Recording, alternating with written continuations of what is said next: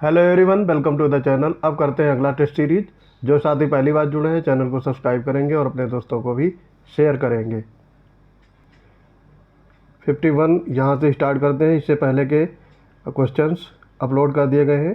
पुष्यमित्र शुंग द्वारा किए गए 2 अश्वमेध यज्ञों का वर्णन मिलता है। आपके ऑप्शंस हैं गरुड़ स्तंभ, मत्स्य पुराण, अयोध्या शिलालेख और सारनाथ शिलालेख। तो इसका आंसर हो जाएगा अयोध्या शिलालेख। सी पार्ट करेक्ट हो जाएगा। अयोध्या शिलालेख में 2 अश्वमेध यज्ञ का वर्णन मिलता है और पतंजलि पुष्यमित्र शुंग के पुरोहित थे। और आपको पता होगा पुराणों के अनुसार पुष्यमित्र शुंग ने 36 वर्षों तक शासन किया था। आगे बढ़ेंगे इसमें। संयम युग में उरैयूर प्रसिद्ध था। तो उरैयूर जाना जाता था कपास व्यापार का ये महत्वपूर्ण केंद्र हुआ करता था। ए पार्ट यहाँ पे राइट हो जाएगा। यहाँ से आपका सूती वस्त्र बनाए जाते थे, इसका भी बड़ा केंद्र था। और तमिलनाडु के तिरुचिरापल्ली में कावेरी नदी के तट पर ये उरैयूर महत्वपूर्ण संगम स्थित है। संगम का ये शहर स्थित है। दूसरा संगम पूछा गया है कहाँ पे हुआ था, तो दूसरा संगम हुआ था आपका कपाटपुरम में। बी पार्ट यहाँ पे करेक्ट हो जाएगा। संगम होता क्या था, ये कवियों का एक जमावड़ा हुआ करता था। और ये जो कपाटपुरम था ये कृष्णा और तुंगभद्रा नदी के दक्षिण में स्थित है। ठीक है, तो यहाँ पे आपके दक्षिण भारत में 3 संगमों का आयोजन किया गया था। पहला संगम हुआ था ऋषि अगस्त की अध्यक्षता में।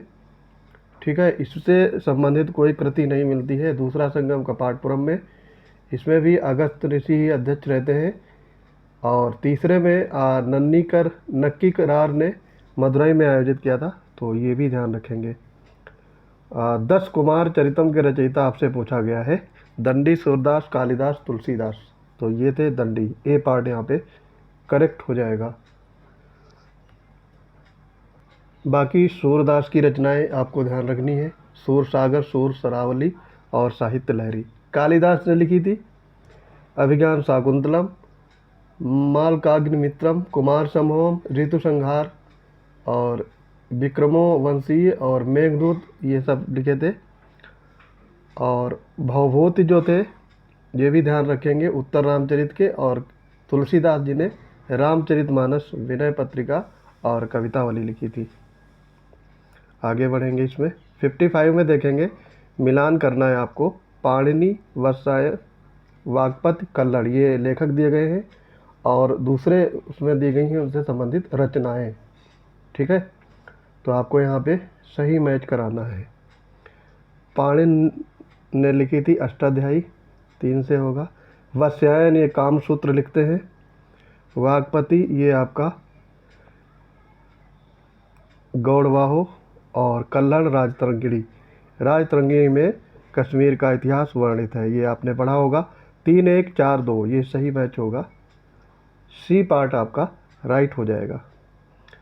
56 में देखेंगे कौन सा जोड़ा सही सुमेलित है। मृच्छकटिकम शूद्रक, बुद्धचरित वसुबंध और मुद्रारक्षक विशाखदत्त हर्षचरित वाणभट्ट। आपको बताना है इसमें कौन सा युग सही सुमेलित है। यहाँ पे कूट दिए गए हैं। तो देखो यहाँ पे आपका मृच्छकटिकम ये शूद्रक ठीक है। बुद्धचरित के अश्वघोष होना चाहिए था, वसुबंधु नहीं, तो ये गलत हो जाएगा। मुद्रा राक्षस के विशाखदत्त सही है और हर्षचरित के बाणभट्ट भी सही है। तो 1, 3, 4 ए पार्ट यहाँ पे करेक्ट हो जाएगा। उदयगिर पहाड़ी की हाथी गुम्फा से प्राप्त अदिनांकित शिलालेख किस चेदी शासक के बारे में जानकारी देते हैं। तो ये खारवेल है। डी पार्ट आपका करेक्ट हो जाएगा। ठीक है, ये कई बार पूछा गया है, घुमा फिरा कर क्वेश्चन पूछते हैं खारवेल के बारे में, तो ये ध्यान रखेंगे। ये जो खारवेल था ये जैन धर्म का अनुयायी था। ठीक, 58 में देखेंगे, देखो प्रारंभिक मध्ययुगीन काल में कौन सा के स्थान शिक्षा का केंद्र नहीं था। विक्रमशिला, नालंदा, ओदंतपुरी या फिर गांधार। तो यहाँ पे आपका आंसर हो जाएगा आपसे नहीं पूछा गया है तो ये गांधार होगा, डी पार्ट करेक्ट हो जाएगा। विक्रमशिला, नालंदा, ओदंतपुर ये तीनों शिक्षा के केंद्र रहा करते थे। सूची दी गई है और उस सूची 1 सूची 2 मिलान करना है। राजवंश दिए गए हैं और उनसे संबंधित राजधानियाँ आपको इसमें मैच कराना है। प्रतिहार वंश के जो शासक थे, ठीक है, उनकी राजधानी क्या थी? एक सेकेंड। प्रतिहार का राजधानी तंजौर, चोल का अनहिलवाड़ा, परमार का धरा और सोलंकी का कन्नौज। तो ये सारे सही सुमेलित हैं, इसलिए यहाँ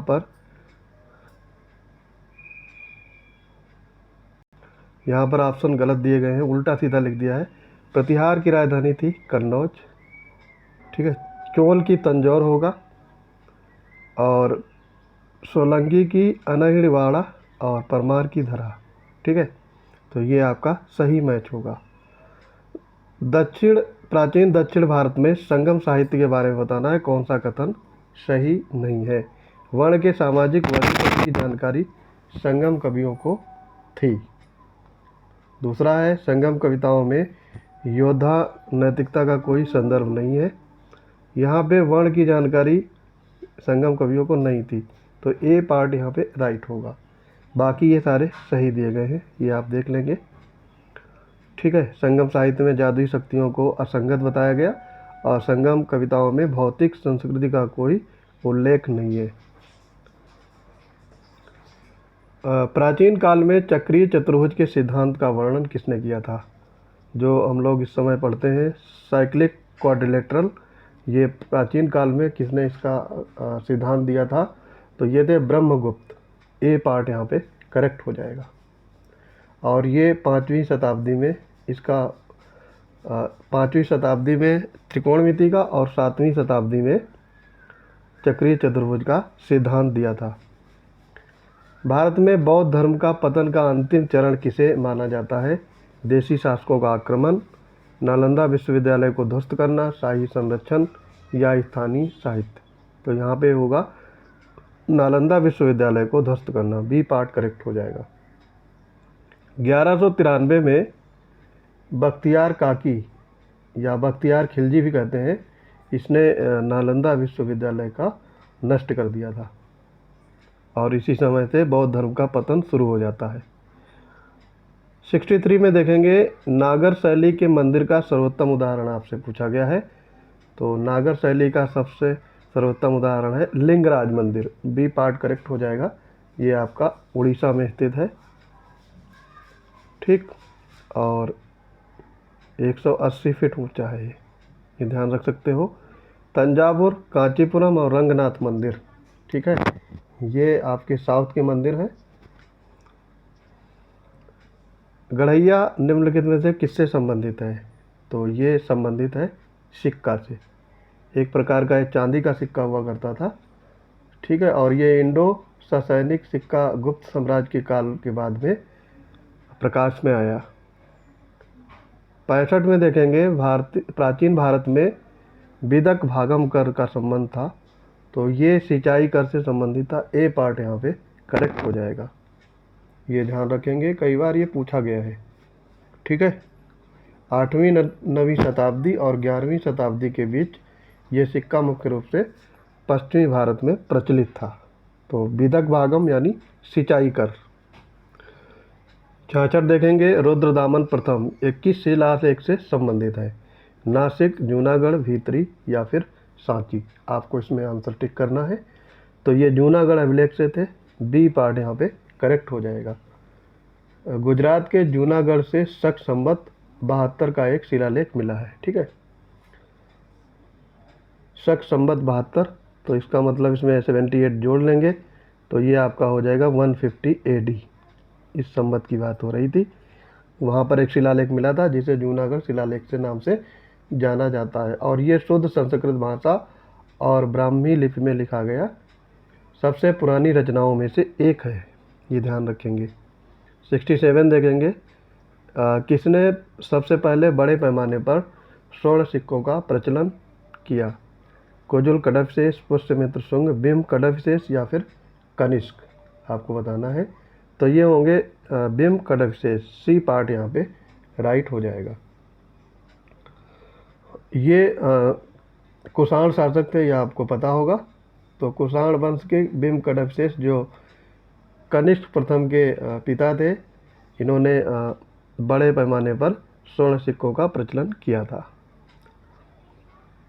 कौटिल्य के अर्थशास्त्र के अनुसार मौर्यकालीन न्याय व्यवस्था में निम्नलिखित न्यायालय विद्यमान थे: धर्म महामंत्र या धर्म महामात्र, धर्मसी, धर्मस्थ, अमात्य, कंटक, शोधन। तो यहाँ पे आपको बताना है कौन कौन से थे। तो ये थे आपके धर्मसी और कंटक शोधन, यानी दूसरा और चौथा। सी पार्ट आपका राइट हो जाएगा। फिर है 2 कथन वो दिए गए हैं, आपको उनमें बताना है कौन सा सही है। दुनिया के सभी हिस्सों में 6ठी शताब्दी ईसा पूर्व एक महान धार्मिक उथल पुथल का काल था और वैदिक धर्म बहुत जटिल हो गया था। ठीक है, तो यहाँ पे आपके ये दोनों कथन सही हैं। ठीक है, तो बोथ 1 और 2 राइट हो जाएगा। बी पार्ट करेक्ट होगा। 70 में देखेंगे, कजरी नृत्य और चरकुरा नृत्य शैलियाँ किस राज्य से संबंधित हैं? तो ये आपके होंगे उत्तर प्रदेश। कजरी नृत्य ये आपका पूर्वांचल का है और चरकुला ये ब्रजभूमि का है, ये ध्यान रखेंगे। दोनों काफ़ी फेमस हैं, कई बार एग्जाम्स में पूछे गए हैं। आगे बढ़ेंगे। 71, किस ग्रंथ के अंतर्गत अघन्या शब्द का प्रयोग किया गया है? तो अघन्या ये गाय के लिए प्रयोग किया जाता था और ये है आपका ऋग्वेद। सी पार्ट करेक्ट हो जाएगा। 72 में देखेंगे, कौन सा सही सुमेलित नहीं है? यहाँ पे नहीं है पूछा गया है। कुरु का जो राजधानी थी वो आपकी इंद्रप्रस्थ थी, ना कि चंपा। चंपा राजधानी अंग महाजनपद की थी। तो यहाँ पर ए पार्ट करेक्ट होगा। बाकी ये सारे याद रखेंगे। चेदी की सोतिवती, बस की कौशाम्बी, ये आपका प्रयागराज का जगह है। वज्र का वैशाली, ये बिहार में है। तो ये तीनों आप ध्यान रखेंगे। तो ये पार्ट यहाँ पे करेक्ट हो जाएगा।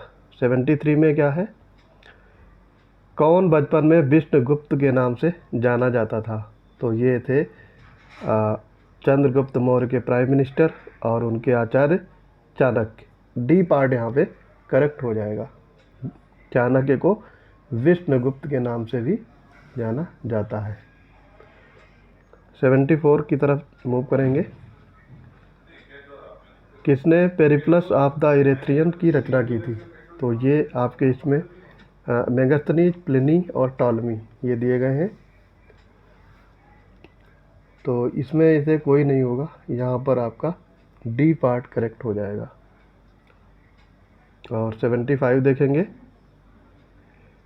किस दक्षिणी भारतीय राजवंश की प्रशासनिक विशेषता ग्राम प्रशासन की स्वायत्तता थी? तो ग्राम प्रशासन के बारे में ज़्यादातर फेमस था चोल राजवंश। सी पार्ट आपका करेक्ट हो जाएगा। और ये 3 प्रमुख विभागों में थे: केंद्रीय सरकार, प्रांतीय सरकार और स्थानीय सरकार। ठीक है, जैसे आजकल जो सिस्टम चल रहा है उस समय के ही चोल राजवंश में भी इस तरह के सिस्टम्स थे। तो आई होप ये वीडियो आपको पसंद आया होगा। मिलते हैं अपने अगली टेस्ट सीरीज में, तब तक के लिए पढ़ते रहिए, चैनल को ज़्यादा से ज़्यादा शेयर करिए। जय हिंद।